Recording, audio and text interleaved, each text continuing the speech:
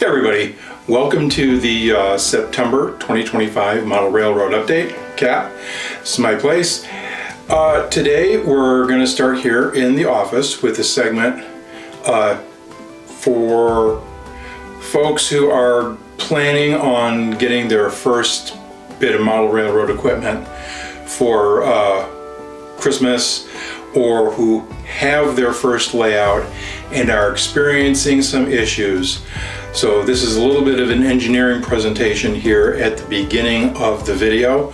We're going to start here, then we're going to go to the garage. We're going to look at the piece of 3/4 inch plywood that's going to be the sub road bed for the area that we're working on. Alright guys, this diagram here is a representation of the aisle and the area that we've been working on for several months now. Here's the two bridges that I've been struggling with and frankly regretting starting. Double track main line curves around, the two tracks meet each other at a turnout, or if you prefer track switch, they swing back to the north, and this is the area here that we're going to install.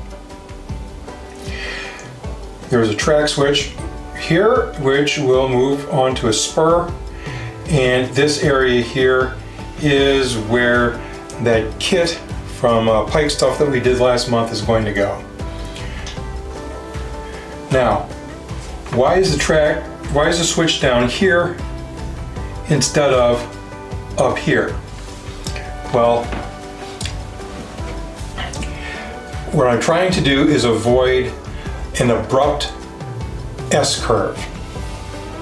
S-curves force couplers on one car to and perhaps even past its limit of travel, and the car either behind it or ahead of it the opposite direction just as far.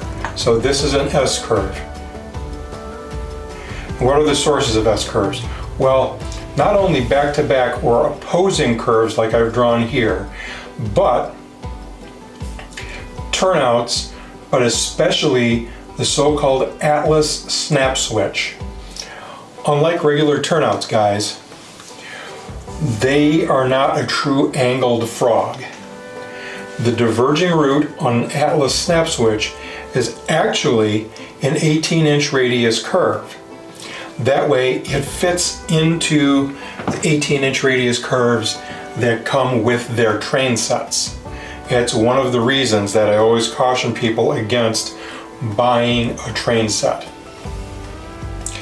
I have not checked Bachmann's train set trackage or anybody else's train set trackage, but if it comes with 18-inch radius curves, the one so-called turnout or switch that comes with that set probably also has an 18-inch radius curve here. What's the solution? Well, first of all, for this type of curve, we have to separate the opposing curves by a minimum of 1.5 times the length of the longest cars you'll run. I run modern era equipment, so that means 89-foot flat cars and auto racks. The other thing we can do is use numbered turnouts only. If it says snap switch, it's not something that we want to use. If it simply says number 4 turnout or number 6, that's what we want to use. Now, if you're lucky enough like me to have a fairly large basement and no family pressure taking up other space, I've got some number 10 crossovers. Now, a number 10 crossover with a proper track separation between north and south main tracks is in fact long enough that this isn't an issue. I can run 89-foot auto racks through those crossovers without having a derailment. In this case, because of the length of locomotives combined with the length of cars, I've given myself a little extra insurance over this 1.5x length by giving myself 2 car lengths between the curve and the tangent track. Tangent meaning straight. So, having gone through this diagram, let's head out to the garage and take a look at the actual piece of sub-road bed with the track center lines and the location of the turnout drawn on it.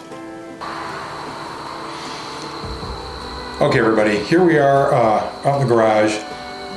I want to show you this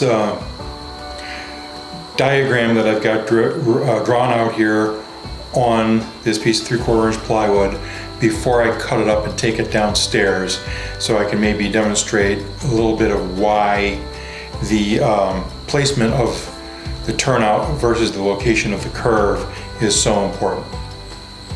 So let me point you down at the plywood. I've got a little bit of model railroad equipment out here. So, all right guys, as always, when we're facing my railroad, we are looking north from south. That means west is to our left, east is to our right.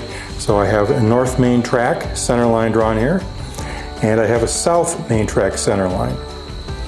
Now, as you can see, it says 2 car lengths. From what? Well, from the edge of this piece of plywood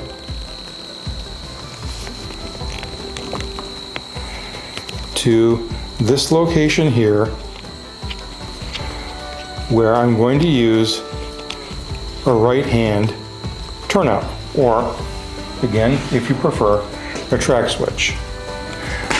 I've used this Walther's switch here. This one in particular was a Shinohara. And if I come around here,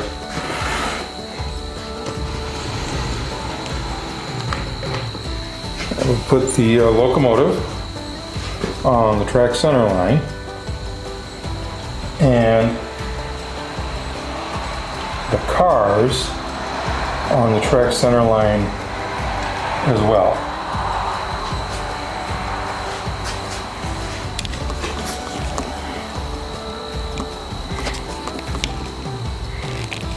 As you can see, because the locomotive is straight, we have plenty of room for the couplers to swing. Neither one of them is at its full swing, but if I have this, which is what happens with a reversing curve, I can have one coupler all the way to its far right in its box and the other to its far left. And if this was on track, it would tip this car and cause a derailment.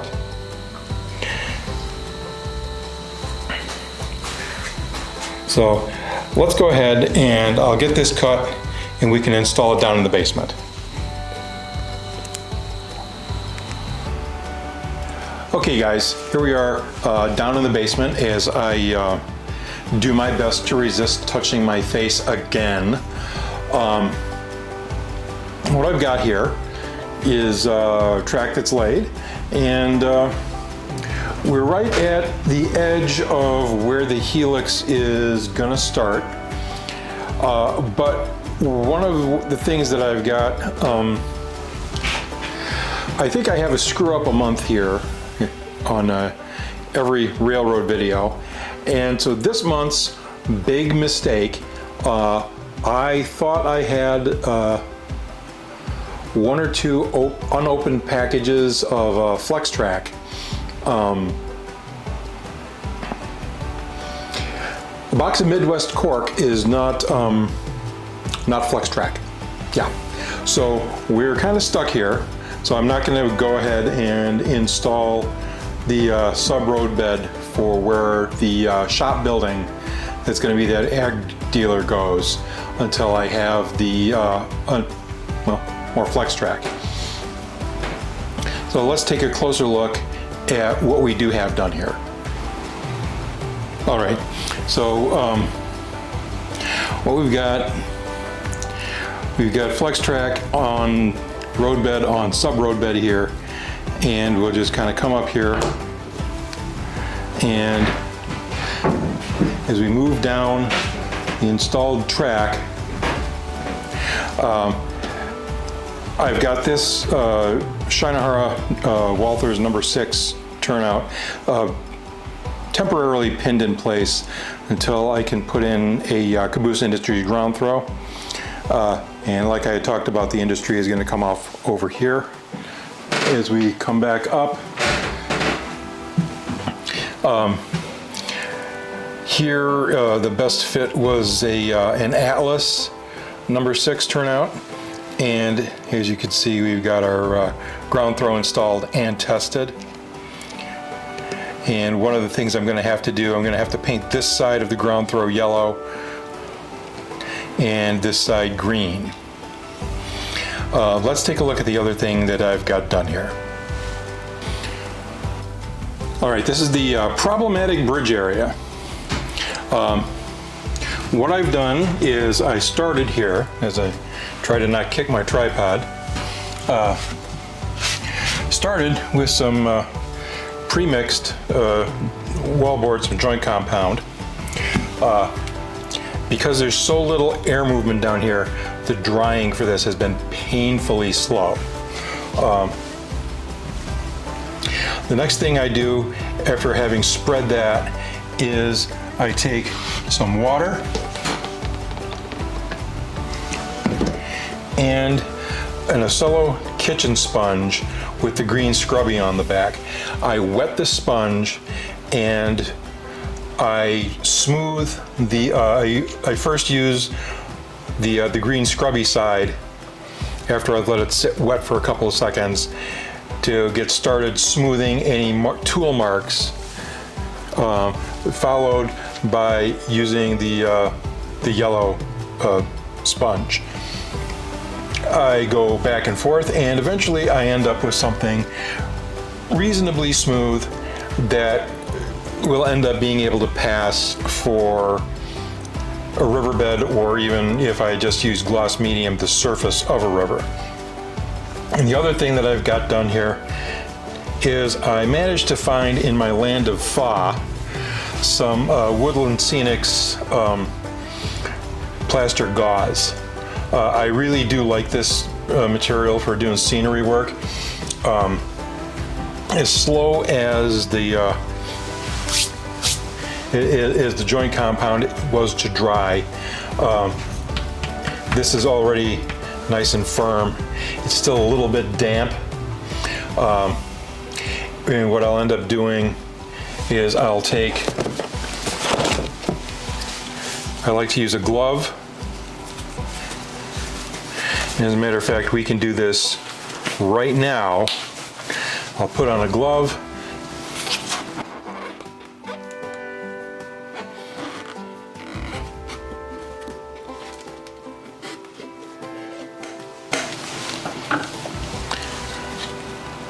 And take some joint compound, and I'll smear it on here with my hand. And I'll just rub it into the holes on the gauze. And what this is going to do, when it dries, I've got something that can be smoothed very easily, and it'll end up looking pretty good actually, even before you go to paint it or do anything like snow effects. So I'll just kind of rub this here. This stuff has gotten a little soupy, I think, because it's getting old.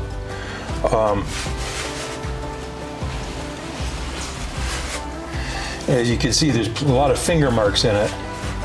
But when I come back and it's mostly dry, or it's completely dry, it'll smooth out very nicely, and Oh, imagine that, I've still got a nice clean hand.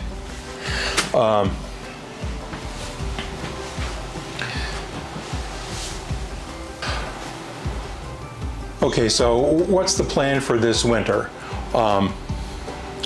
It's rained most of the day today, and we've had about a 20-degree temperature drop, and I see that in some places out west that are higher elevation, there's already snow. So I think I've purchased the last of the lumber for the year. So I have 7 untouched 2x4s out in the garage. Purchased from a real lumber yard and not one of the big box stores, so they're not going to turn into spruce getty. If your dimensional lumber ends up all twisted up by the time you get it home, after you carefully picked through a pile at a place like, say, Home Depot or Lowe's, it's because the lumber is stored indoors. So yeah, I went to a real lumber yard.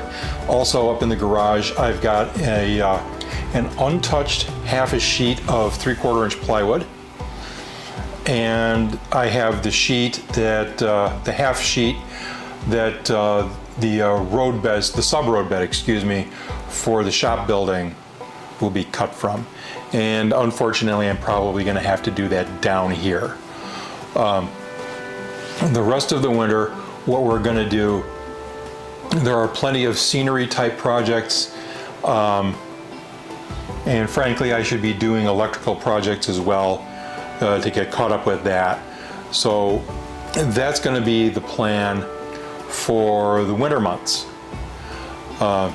So thank you for watching, and we will see you every Wednesday for scheduled video, or a Monday or Friday if something weird pops into my empty head. Thanks for watching.